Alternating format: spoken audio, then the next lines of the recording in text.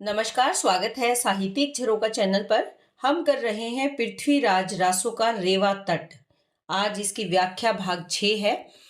तो हम जो इसमें व्याख्या कर रहे हैं उसमें अब तक हमने ये जाना कि पृथ्वीराज चौहान कहाँ पर गए हुए हैं, रेवा तट पर गए हुए हैं। लेकिन जब उनको गोरी के आक्रमण का समाचार मिलता है तो सामंतों की एक बैठक बुलाई जाती है, सामंतों को एकत्रित किया जाता है। सामंतों के अलग अलग विचार है। कुछ सामंत हैं जो युद्ध के लिए तैयार है, परंतु कुछ है जो युद्ध नहीं करना चाहते। परंतु बहुत से ऐसे सामंत भी है जो ये मानते हैं कि वीरों का कार्य युद्ध भूमि में जाना और युद्ध करना है, ना कि शांति नीति को अपनाना।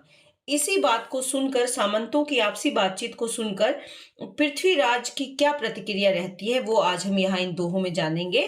क्या कहते हैं कि परी सोर तन दंग मम अग जुद सुल्तान। तो यहाँ पर क्या कहते हैं कि दरबार में, क्योंकि दो मत थे, विभिन्न मत थे, विभिन्न मतों के विचार सुनकर क्या कहते हैं, परी।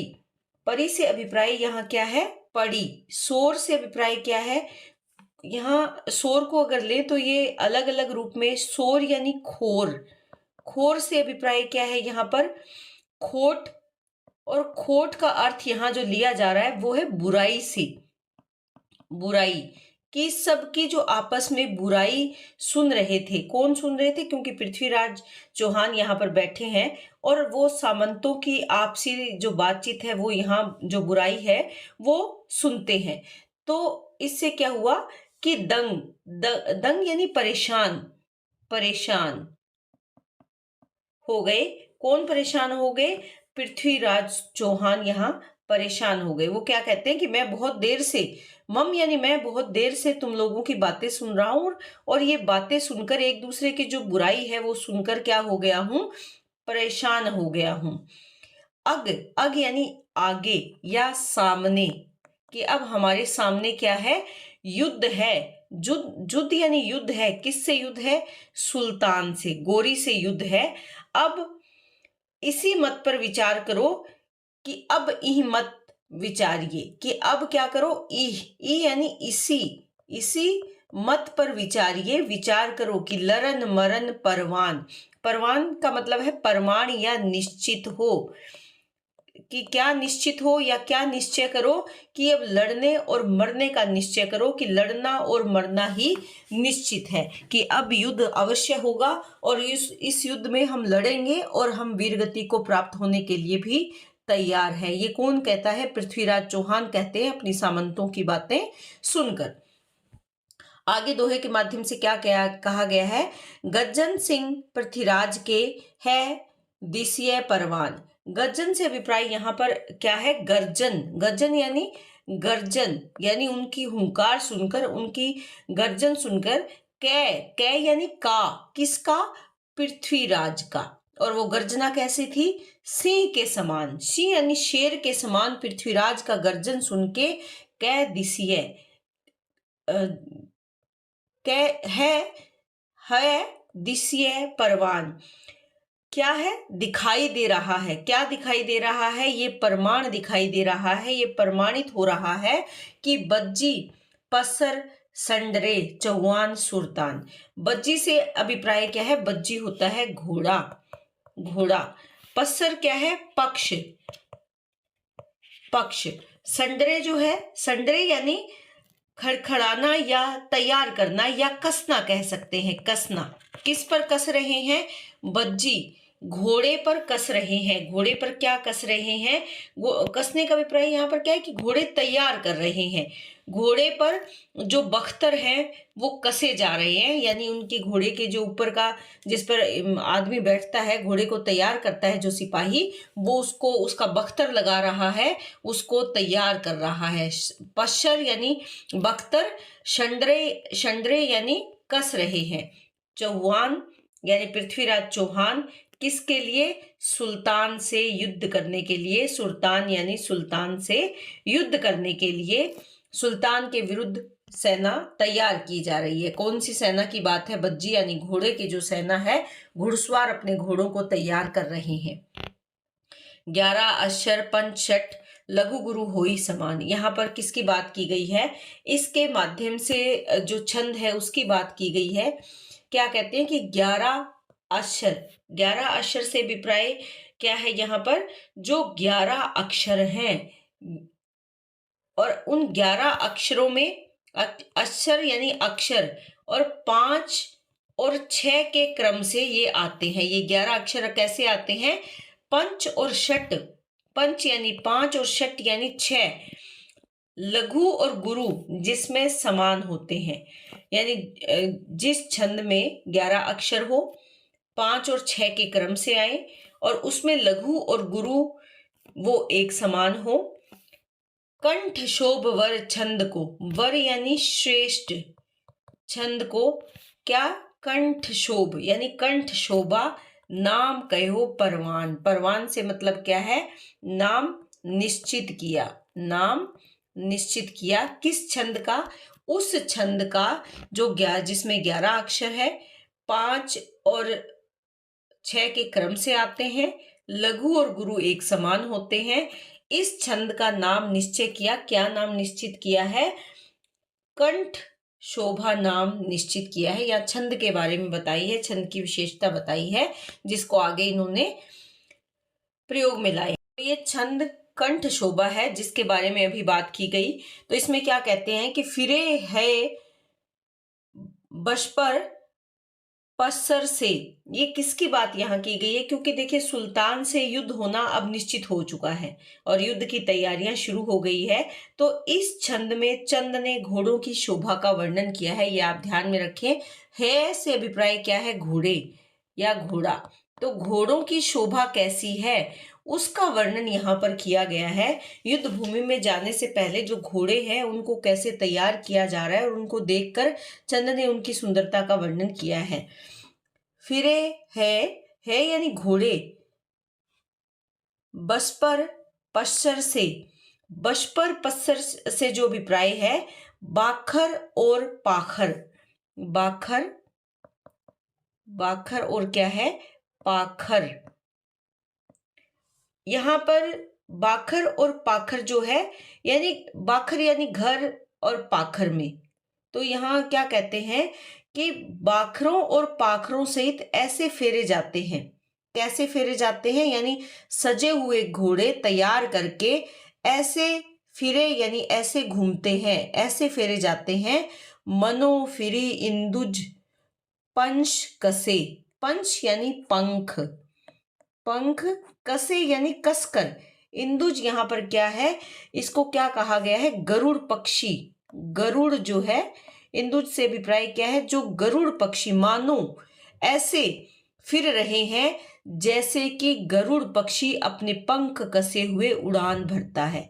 तो यहाँ पर किसकी सुंदरता की बात की गई है, घोड़े कैसे फेरे फेरे जाते हैं या वो घूमते हुए कैसे दिखाई दे रहे हैं, जैसे कि गरुड़ पक्षी अपने पंख कसकर उड़ान भरता है, वैसे ही घोड़े अपने बाखरों और पाखरों सहित, यानी पूर्ण, आप इसको सरल तरीके से कर ले, पूर्ण सज्जित होकर, सुसज्जित होकर ऐसे फेरे जा रहे हैं जैसे कि गरुड़ अपने पंख कसकर उड़ान भरता है। सोई उपमा कवि चंद कथे, कथे यानी कहा है, ऐसी ही उपमा कवि चंद ने घुड़सेना को दी है। सजे मनो पोन पवंग रथे, सजे हैं मानो, मनो यानी मानो, पोन, पोन यानी पवन,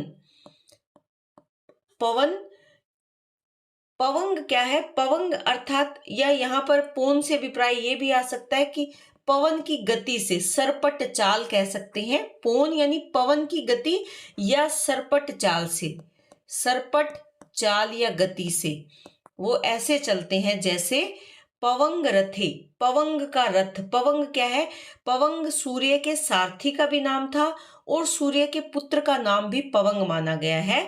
तो जैसे पवंग का रथ चलता है या सूर्य के सारथी का रथ, जैसे रथ चलाया जाता है, जो सूर्य का रथ है वो जैसे चलता है पवंग के द्वारा, वैसे ही उपमा कवि चंद ने इनके बारे में कही है। किसके बारे में, घोड़ों के बारे में।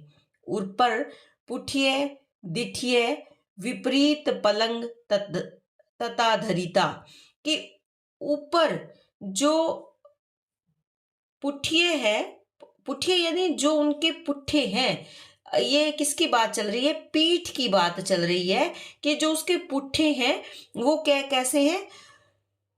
दिठिए, दिठिए यानी दिखाई पड़ते हैं।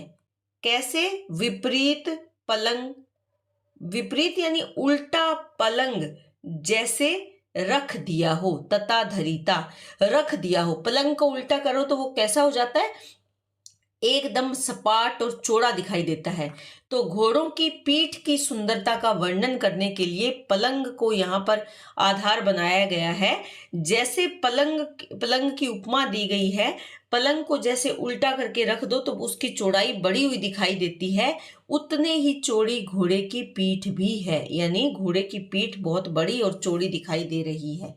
लगे उड़ी छितिय चोन लयम, सुने सुने खुर कहे अब तनयम। तो यहाँ पर क्या है? जब वे चोन यानी चौकड़ी मारते हैं, लयम एक लय में चौकड़ी मारते हुए उड़ते हैं, क्षितिय, क्षितिय यानी क्षति से, क्षति अर्थात पृथ्वी से, कि जब वो पृथ्वी पर चौकड़ी मारकर ऊपर उड़ते हैं तो सुने, सुने यानी सुनहरे, खुर के है अब तनयम, तो उनके जो सुनहरे रंग के खुर हैं, सोने के समान सुनहरे खुर है, वो खुल जाते हैं। अब तनयम यानी सामने दिखाई पड़ते हैं या खुल जाते हैं। जब ऊंचे उठेंगे तो उनके खुर दिखाई देंगे, और खुर कैसे है? सुनहरे रंग के हैं। अग बधीसु हेम हमेल घनम, तव चामर ज्योति पवन रुनम, कि अग यानी आगे बंधी है, सु सुंदर, हेम यानी सुनहरे रंग की, हमेल, हमेल एक आभूषण है, आभूषण जो गले में पहना जाता है। घनम यानी बहुत गहरी, सुंदर, सुनहरे रंग की हमेल आगे, अग यानी आगे गले में बंधी हुई है।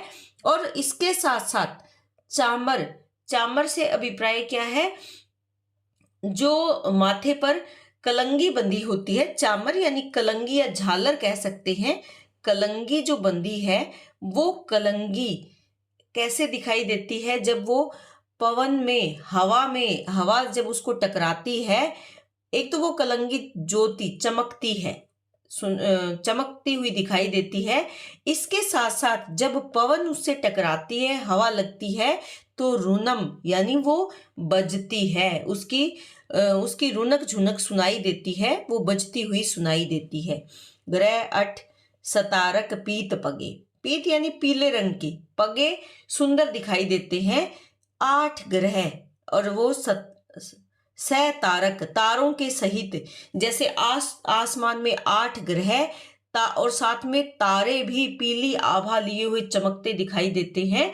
ऐसे ही लगता है कि मानो छाती पर जो उसकी साज सज्जा की गई है, ऐसे लगता है कि मानो 8 ग्रह उसकी छाती पर चमक रहे हैं, और साथ में तारक मंडल भी, तारे भी चमकते हुए दिखाई पड़ते हैं। वो पीली पाग बांधे ऐसे नजर आते हैं।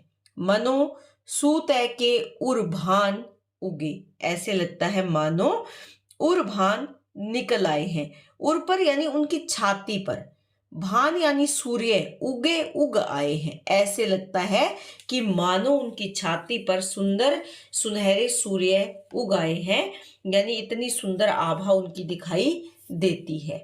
पे मंडही, मंडही अंशु धरे उल्टा, मनोबीट देसी चली उल्टा।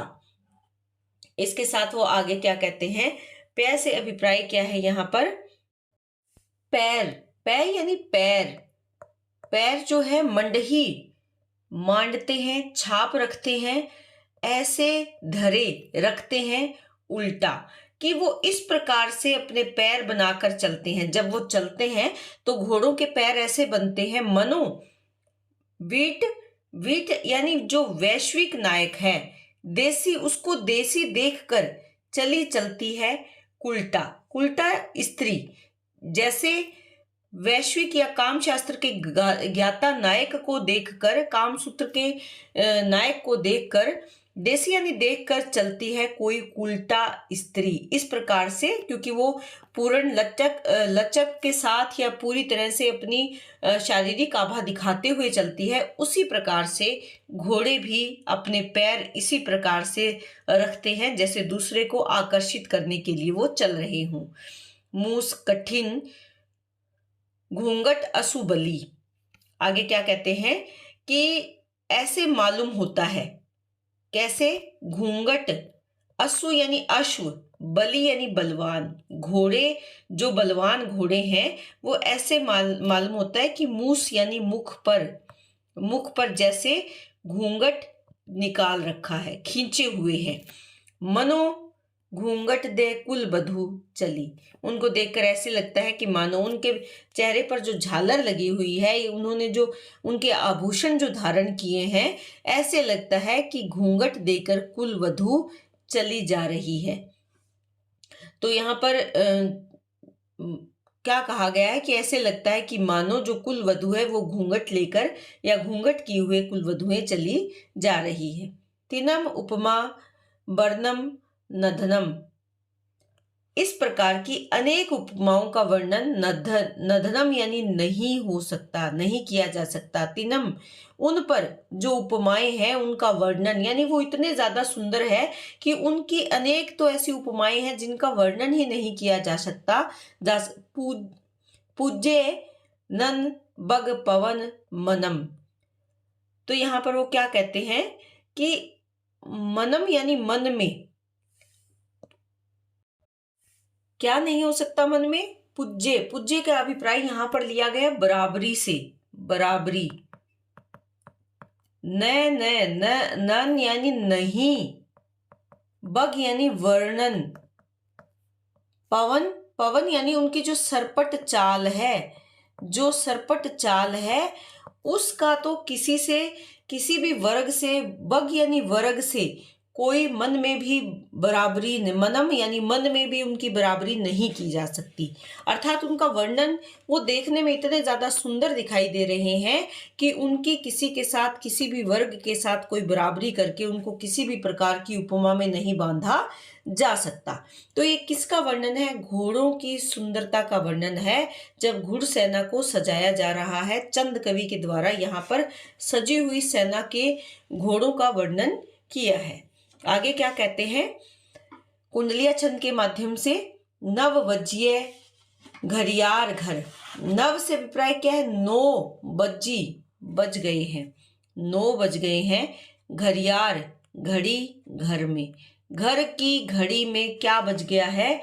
घर की घड़ी में रात के 9 बज गए हैं।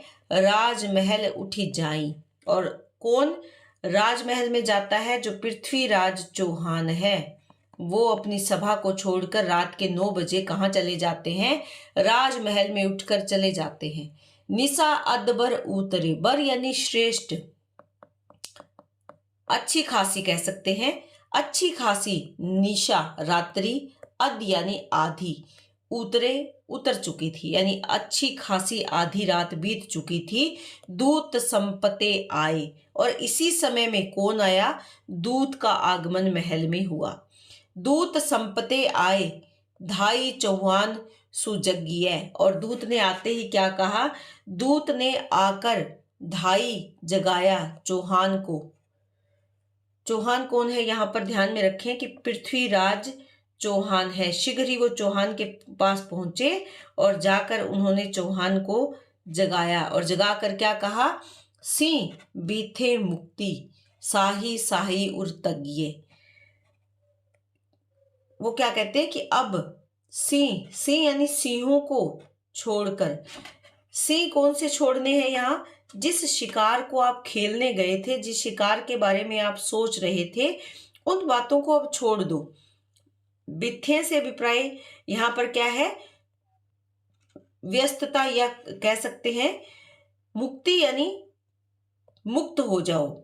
सिंह की व्यस्तताओं से, या जो आप शिकार खेलने गए थे उन व्यस्तताओं से अब आप मुक्त हो जाओ, क्योंकि साही उर तग्गिय, साही यानी शहंशाह गोरी अब क्या है? हृदय में तागो या ध्यान, तुम्हारा हृदय अब कहाँ लगाओ, हृदय में ध्यान दो। किस पर ध्यान दो, शहंशाह गोरी पर ध्यान दो। अठ सहस गजराज, क्या कहते हैं कि अठ यानी 8, सहस्र हजार, गजराज, गजराज यानी हाथी, लस 1800 ताजियर, लस से क्या है लाख, ये क्या है लाख, 1800 यानी 18, 18 लाख क्या है ताजियर, ताजियर या ताजिया जो है ये क्या है, अरबी नस्ल के घोड़े हैं जिनके बारे में कहा गया है। ताजी यानी घोड़ा, जो विशेष अरबी नस्ल का है।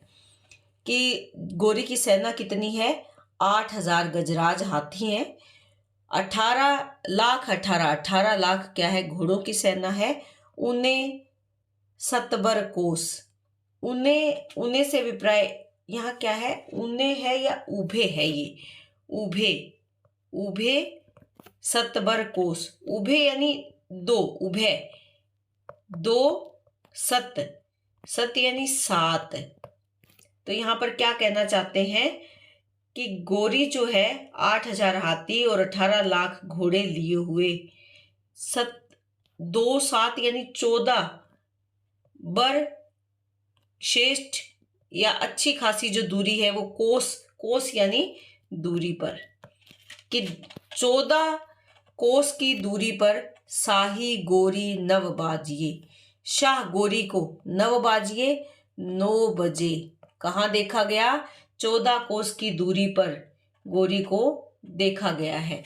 यहाँ पर गोरी के आगमन का संदेश दूत लेकर आता है कि अब सोने का समय नहीं है।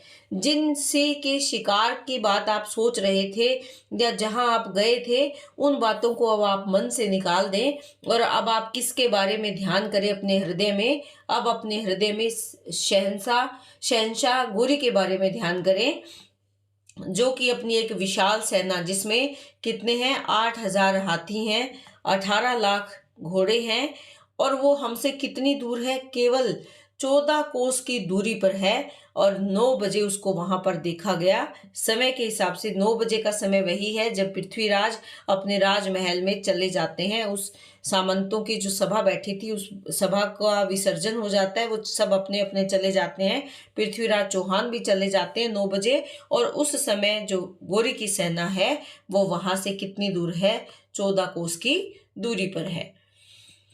बजी कागद चौहान ने फिर न चंद से थान, बंची यानी बांचा, पढ़ा, किसने पढ़ा, क्या पढ़ा, कागद, कागद का मतलब क्या है पत्र, चौहान यानी पृथ्वीराज चौहान, ने यानी ने, फिर न नहीं, थान का मतलब है होता है स्थान। तो यहाँ पर चौहान ने पत्र पढ़ा। ये पत्र कहाँ से आया था, हम पहले भी आपसे बता चुके हैं कि जो चंद पुंडीर है वो चौहान को पत्र भेज रहे हैं, गोरी के बारे में समाचार भेज रहे हैं। तो चंद पुंडीर के द्वारा भेजा गया ये पत्र था, जो चिनाब नदी या चिनाब जो नदी है, चिनाब नदी के तट पर गोरी का मार्ग रोके खड़ा था। चंद सह थान से अभिप्राय क्या है यहाँ पर, स्थान, उस स्थान पर, सह यानी उस स्थान पर, मनोवीर तनु अंकुरे, और जो चंद पुंडीर है, मानो उनका जो तन या शरीर है उसमें वीरता का अंकुर फूट पड़ा हो, वीरता का भाव अंकुरित हो गया हो। मुक्ति यानी मुक्ति, भोग बनी प्राण, और मुक्ति यानी प्राण मुक्ति ही उसके लिए भोगे, उनके जो प्राण है वो मुक्ति का भोगे, या मुक्ति का भोग ही उनके प्राणों को अब मुक्ति का मार्ग नजर आता है। देखिए, जो एक वीर है उसके लिए लड़ते लड़ते अपने शरीर को मुक्त कर देना, शरीर अपने प्राणों को मुक्त कर देना, तो इसी भाव को यहाँ पर लिया गया है कि मानो उनके शरीर में वीरत्व का भाव अंकुरित हो गया है, जिससे उसके जो प्राण है वो मुक्ति का भोग भोगे, यानी प्राणों को मुक्ति का मार्ग इसी में नजर आया, अपने वीरता के भाव को प्रदर्शित करने में। मची कुह दल हिंदू कह कसे सनाह सना, और कुह यानी शोर मच गया, कूक मच गई, दल हिंदू कह यानी हिंदू राजा पृथ्वीराज चौहान के दल में शोर मच गया। कुह से विप्राय क्या है? कोलाहल, चिल्लाहट मच गई। और क्या कह रहे थे? कह के क्या, किसकी चिल्लाहट मची? कसे, कसे यानी कस लिए, सना, सना यानी कवच, कौन से कवच? ये वहां पर शोर मच गया कि कवच लाओ, कवच लाओ। और यहाँ पर वो सब अपने अपने जो कवच है वो कसते हुए कोलाहल मचाने लगे, शोर मचाने लगे। बर चिराग दस सहस भई बची निशान अरि दा। चिराग यानी चिराग जो है क्या क्या अभिप्राय है? दीपक। तो यहाँ पर कहने का भाव है कि हिंदुओं के दल में कोलाहल मच गया, सबने अपने कवच कस लिए और 10 सहस्र अर्थात 10,000 या कह सकते हैं कि अनेकों दीपक यानी मशालें। चिराग से अभिप्राय क्या है? दीपक या मशालें, क्योंकि युद्ध में क्या जाता है? मशालें जाती है। मशालें जल उठी और इसके साथ साथ बजी, बजी यानी क्या बज उठा? निशान अरि दा। तो मशालें जल उठी, नगाड़े बज उठे, अरिदा यानी शत्रु का दाह करने के लिए, शत्रु को नष्ट करने के लिए, शत्रु को कष्ट देने के लिए, उसे जलाने के लिए निशाने यानी नगाड़े बज उठे। नगाड़े कह सकते हैं, नगाड़े, युद्ध के नगाड़े बज उठे और लगभग 10,000 मशाले वहां पर, कह सकते हैं अनेकों मशाले वहां पर, चिराग यानी मशालें जल उठी, यानी जो सेना है वो युद्ध के लिए प्रस्थान करने को पूर्ण रूप से तैयार हो गई। बाबसु नृप मुक्ते दूत आई तिहि बार। जो बापसु है यहाँ पर वो कौन है?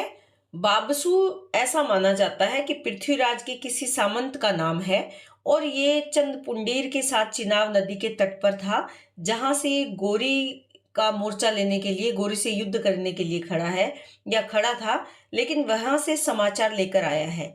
कुछ जगह जो बबस है ये पैदल के लिए प्रयोग किया गया है, जो पैदल सेना उसके लिए प्रयोग किया गया है, या दूत के लिए। तो यहाँ पर जो है समाचार लेकर आया, तो हम यहाँ देखें तो दूत का नाम भी हो सकता है जिसको पुंडीर ने भेजा हो।